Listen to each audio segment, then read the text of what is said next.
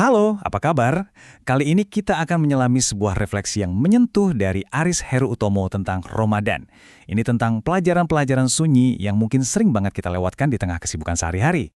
Oke, kita mulai ya. Coba deh bayangin suasana yang digambarkan oleh penulis. Sore-sore di bulan puasa, jalanan rame, semua orang sibuk cari takjil, siap-siap buat buka puasa. Wah, suasana yang akrab banget buat kita kan? Jadi, tulisan ini adalah buah pemikiran Aris Heru Utomo. Beliau menemukan sebuah cerita yang begitu dalam, bukan dari acara besar, tapi dari sebuah momen hening yang ia lihat di pinggir jalan. Ini tentang bagaimana kita melatih kepekaan untuk membaca apa yang ada di sekeliling kita. Nah, sekarang yuk kita coba fokus ke satu gambaran yang dilihat oleh penulis. Kita coba bangun adegan ini bareng-barang di pikiran kita supaya kita bisa benar-benar merasakan maknanya. Pertama, yang ia lihat adalah dua orang ibu dan seorang anak. Sosok-sosok yang mungkin setiap hari kita lihat.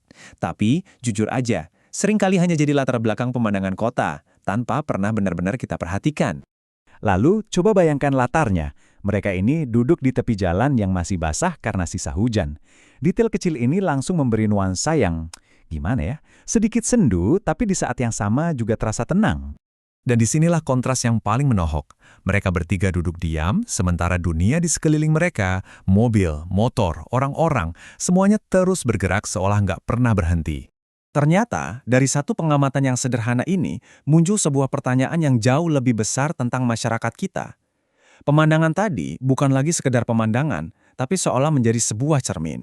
Penulis sendiri bilang, pemandangan kayak gini tuh sebenarnya biasa kita lihat. Tapi entah kenapa, di bulan suci Ramadan, kehadiran mereka ini jadi terasa lebih menonjol, lebih terlihat di tengah-tengah kesibukan spiritual kita. Makanya, adegan tadi itu menjadi sebuah pelajaran yang sunyi.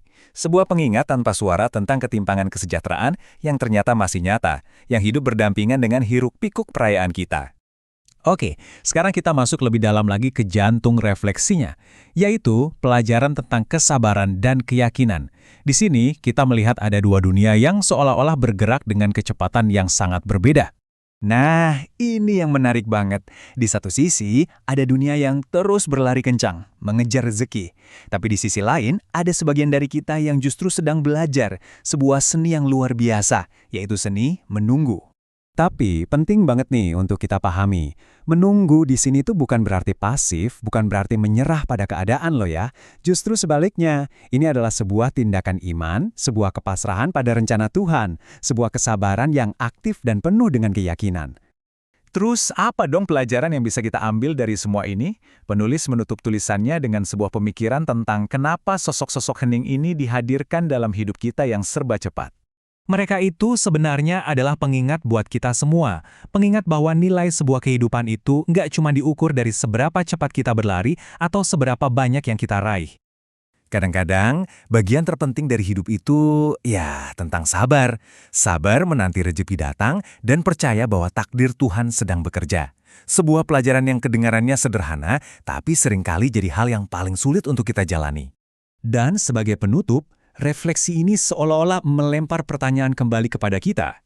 Saat kita sibuk dengan urusan masing-masing, sebenarnya pelajaran-pelajaran sunyi apa sih yang ada di sekitar kita yang diam-diam menunggu untuk kita sadari?